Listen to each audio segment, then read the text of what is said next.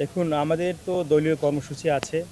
একজন নাগরিকের দেশের প্রতি যতটুকু কর্তব্য থাকা উচিত ছিল, একজন নাগরিকের যতটুকু দেশপ্রেম দেখানো দরকার, দেশনেত্রী বেগম খালেদা জিয়া মনে হয় তার জীবদ্দশায় তিনি সর্বোচ্চটুকু করেছেন বাংলাদেশের জন্য, বাংলাদেশের মানুষের জন্য, বাংলাদেশের স্বাধীনতা এবং সার্বভৌমত্বের জন্য।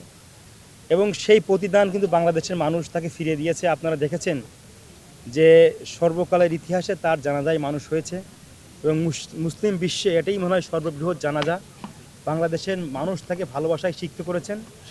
আমরা মনে করি উনি ছাত্রদলের সাংগঠনিক অভিভাবক ছিলেন, আমাদের পথ প্রদর্শক হয়েছিলেন এবং তার দেখানো পথেই আমরা আগামীতে তার যে আদর্শ, তার যে আপোষহীনতা, তার যে দেশপ্রেম, সেই সেই সব গুণাবলীতে উদ্দীপ্ত হয়েই আমরা আগামী দিনে তার এই পথ চলাকে আমরা আমাদের পথে মনে করে আমরা আগামী দিনে আমাদের পথ চলব। আমরা ছাত্রদল তার আদর্শকে ধারণ করেই, তার দেশপ্রেমকে ধারণ করেই, তার ভালো কাজগুলোকে উৎসাহ মনে করি আমরা সামনের দিকে এগিয়ে যাব। আমরা সেই আশা করি যে দেশনেত্রী বেগম খালেদা জিয়ার দেশপ্রেমী এবং তার যে আপোষহীনতা সেটা আমাদের সামনের দিনে পথ চলাতে আরও বেশি আমাদেরকে উৎসাহিত করবে।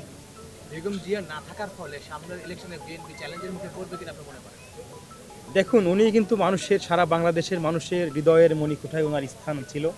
আমরা মনে করি যে আমরা এই শোককে শক্তিতে রূপান্তরিত করে তার কাজগুলোকে আমরা উৎসাহ মনে করে আমাদের সামনের দিকে এগিয়ে যাব। এবং বিএনপির, শুধু বিএনপি নয়, আপনারা দেখেছেন যে ওনার জানাজাতে সকল ধর্ম বর্ণ মতের মানুষ কিন্তু প্রার্থনাতে রেখেছেন ওনাকে এবং সকলেই কিন্তু ওনার জানাজাতে এসেছেন এবং সারা বিশ্বে এটাই মনে হয় সর্ববৃহৎ জানাজা। এবং মানুষের যে ভালোবাসা, দেশের জন্য ভালোবাসলে দেশের মানুষ যে ভালোবাসা ফিরিয়ে দেয়, এটা কিন্তু আমরা দেখেছি দেশনেত্রী বেগম খালেদা জিয়ার জানাজার নামাজে। আমরা মনে করি ওনার যে পথ, সেই পথ কখনোই মানে আমরা সেই ভুল পথে পরিচালিত হব না। উনি যে সঠিক পথ আমাদের দেখিয়েছেন, আমরা সেই পথে পরিচালিত হয়েই শোককে শক্তিতে রূপান্তরিত করে আমরা আগামীর দিনে এগিয়ে যাব, এটাই আমাদের প্রত্যাশা।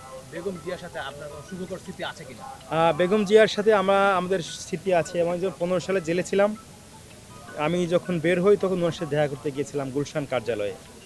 আমি তখন ফার্স্ট সেকেন্ড ইয়ার শেষ করে মাত্র থার্ড ইয়ারে পড়ি। 7 মাস জেল খেটে গেছি। তো উনি আমাকে দেখেই বলছেন, তোমাকে কেন ধরে নিয়ে গেছে এত ছোট বয়সে? আমি বললাম, ম্যাডাম, মিছিল থেকে আমাকে ধরে নিয়ে গেছে।